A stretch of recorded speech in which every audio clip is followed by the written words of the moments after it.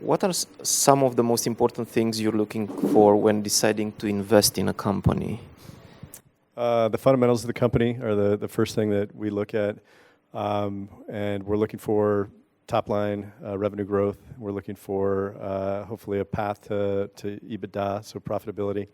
Then we look at the team and we try to understand if, first of all, they're qualified to lead this effort into something great, and then we look at the leaders themselves and try to determine whether they're people that attract talent or send it away, because there's plenty of great leaders out there that no one wants to work for, and so those guys are going to have a hard time building a team and having it be sustainable.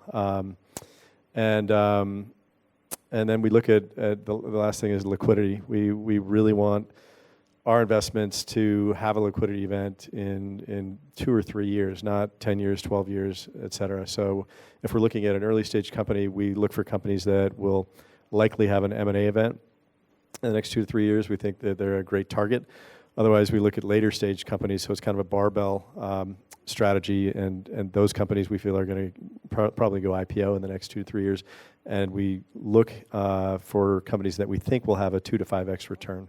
And so far, our fund, it's been around 5 years, is pretty much on target, except for our time to exit has been 1.6 year on average, which is a lot shorter than we had anticipated. But the IPO window in the U.S. has been wide open for a while, and so everybody's trying to get out that can before the.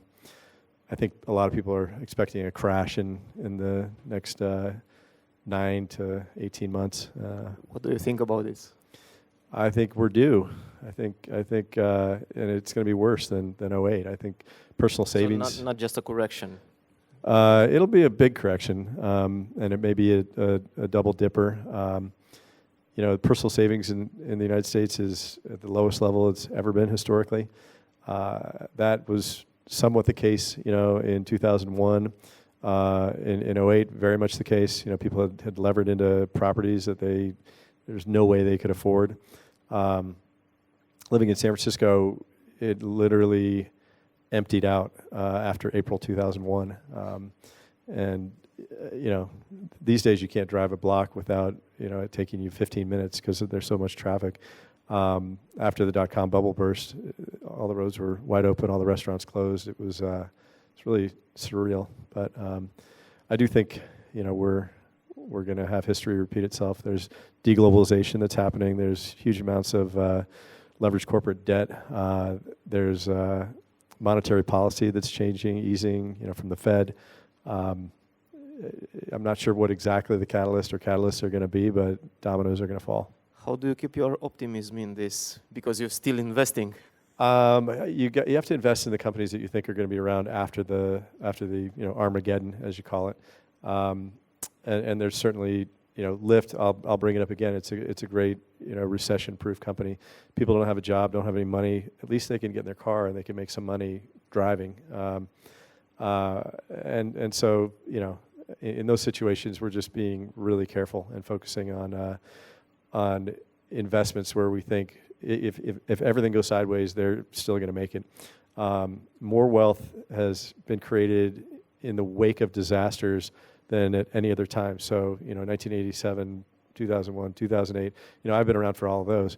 And anyone who had money, if you just had a dart and you threw it at the wall, anything that was operational and still alive after things got decimated, those people made 100xers on those.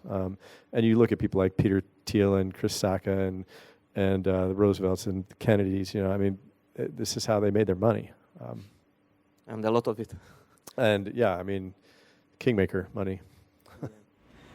Question. How do we identify recession-proof companies before the recession? Well, you look for companies that people are going to need if they've got no money or very little money. So, Airbnb is a great one because people are going to be looking for lower cost alternatives to travel. Lyft again is a great one. some companies that will suffer. I think WeWork is going to have a hard time. They're already having a hard time. But alcohol, for good or for bad, marijuana, cannabis is probably a pretty good bet. In the US, here. Yeah. I mean, in Canada, it's completely legal. In the U.S., it's legal in 14 states. We made our first cannabis investment 2 weeks ago in a Canadian licensed producer. And we've also invested in PAX, which is the I don't know if you guys have heard of Juul, but it's the device, yeah. That was about 2 months ago we invested in PAX. So I feel like those are all pretty recession. Travel industry as well, because Airbnb is like based on the travel industry. Well, travel agency or travel industry as it relates to either making money by renting something out that you own as an asset, or if you're going on vacation, I think people are going to be looking for alternatives. I've been using Hotel Tonight for years. Do you guys use Hotel Tonight here? I don't know if it exists in Romania, but it's in Western Europe for sure. But if you ever have a chance, say you're in Paris or Amsterdam or Chicago or San Francisco, check out Hotel Tonight. You'll find a $600 a night room for $125. And why pay ridiculous prices when you don't have to? What do you look for when you talk about liquidity? What do you look for? And do you look for them to be specified, like, for example, in technology or a specific industry? I look for a couple things. I look for 2 leaders usually. I look for a visionary, and I look for an operator. A lot of the best companies out there, it wasn't one person. You look at Uber, Travis, just we'll leave it at that. Ryan Graves, great operator. He took, it wasn't even Travis's vision. Travis's vision was black cars for his buddies. That was his idea. And Ryan Graves grew the company into what it became. Unfortunately, a lot of Travis's bad habits rubbed off on the rest of the organization, and now Dara's having to clean that up. You look at Oracle Corporation, Larry Ellison, fantastic visionary, but he cannot run a company to save his life. If he didn't have Ray Lane, Oracle would not be around today.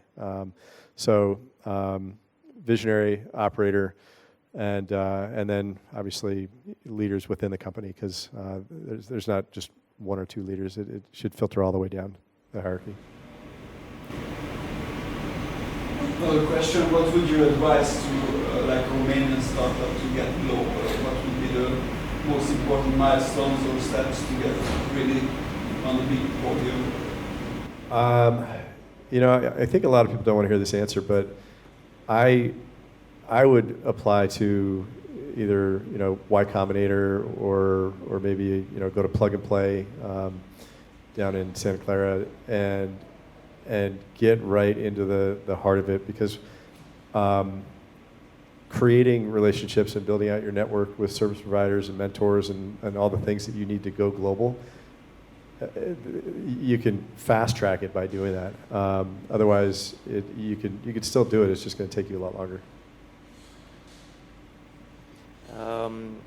From the point of view of a startup, what's the difference between talking with a business angel and a VC? What would you advise for a small startup to do first? Even if it already has a global vision, but it doesn't have the connections, networking. Yeah, so as a startup, when you're trying to raise money, it shouldn't be the money, although you absolutely need it, isn't the most important thing. It's the resources that come along with the money. If you're an investor and you're going to invest in a startup and thinking you're just going to give them money, you might as well just flush the money down the toilet. Because if you're not living, breathing, eating and doing everything with that company and with the people, you're doing a disservice to them and yourself. So anybody, that's looking for early stage investors, look for people that can help you, can help introduce you to the right people, can help you with your global aspirations, can connect you to whatever you need to be connected to. There's a book called The Tipping Point, and there's 3 different types of people. One is a connector. You need a connector in your group. What are the most annoying mistakes that startups usually do from when scaling up for, I don't know, a very small operation to 100 or 1,000 employees operations? Yeah, I think the biggest mistake that I see over and over is lack of focus. And a company who is able to raise some money and start hiring, they start thinking that they can do, instead of doing one thing well, they think they can do 100 things okay, and that'll work out because maybe some of those 100 things will turn into something really good. Without staying focused, the chances of you being successful at 100 things is usually 0. And I've seen countless companies that had a great opportunity, if they had focused, go to 0 because I call it spraying and praying. It doesn't work. Just jump in if you want. I have more questions. Okay. Are European unicorns of interest for you? Is there an opportunity in Europe with lower valuations as compared with the US right now? Can you say that again? So potential unicorns in Europe. People say that they have smaller valuations on the European market compared with companies that churn money in the US. Are there opportunity for you, or you want to stay out of the European market? No, they're absolutely an opportunity for us. I think we've got a little bit of a learning curve when it comes to the legal aspects of investing in Romania, because we haven't done it before. Investing in the U.S. with a Delaware corporation is something we've done many times. So we know all the potential pitfalls and pros and cons. But that's really the only hurdle, and it's not much of a hurdle. It's more of a speed bump. And talking about culture, how important is it? So, for example, we have lots of R&D departments or companies here in Romania working for companies around the world, but sometimes the difference between cultures are so big that the entire thing falls apart. In your experience, is it extremely important, or is it vital to open at least the sales and the business part of the operation in the US, even if you start from Romania, or can it be, or Europe, or can it be done as a whole operation from Europe and then expand on the global market? Yeah, I think culturally, you're right with the former. You know, opening an office in the locale where you're doing business is absolutely necessary. You know, it doesn't have to be. It can be one person, but they have to know the local culture and how to get deals done and what the rules of the road are.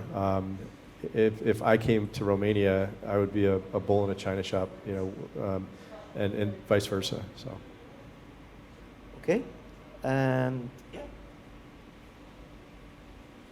Apologies, I walked in late. Just use the mic. Thank you. Apologies, I walked in late. Oh, no problem. Okay, no, it's not polite, but anyhow. I take it this is on investment and things in companies, correct? Okay, Yep. good. All right, I caught that because I've only been here for 5 minutes. Now, how would you evaluate a company here, let's say, that we as a team of Americans, I'm going to give you a little background. We have 50 years experience of doing this in the States, all right? We're in the healthcare end of things, okay? And we've started doing something here. Actually, it's telemedicine. Okay, we have the experience from the States. We still have part of a company in the States yet and everything, but we're making a market here that doesn't exist. How would you value a company that's pre-revenue but has traction? And what type of parameters would you be looking at when you're doing a valuation on such a company? Yeah, that's a great question, and it always comes up: is it art or science? You know, because with a company like that, it's really more art than science because you don't have any metrics to tie the valuation to, and so you look at the team, you look at the target addressable market, you run some cash flow analyses and things where you're obviously putting in guesstimates, and then discount for liquidity and other things, and come up with hopefully a fair valuation. Obviously you as the entrepreneur don't want to give up a significant stake in your company, and so that'll come into play as well. And as an investor, you don't want to take too much of the entrepreneur's stake either, because you want them to be incented to take it to the end.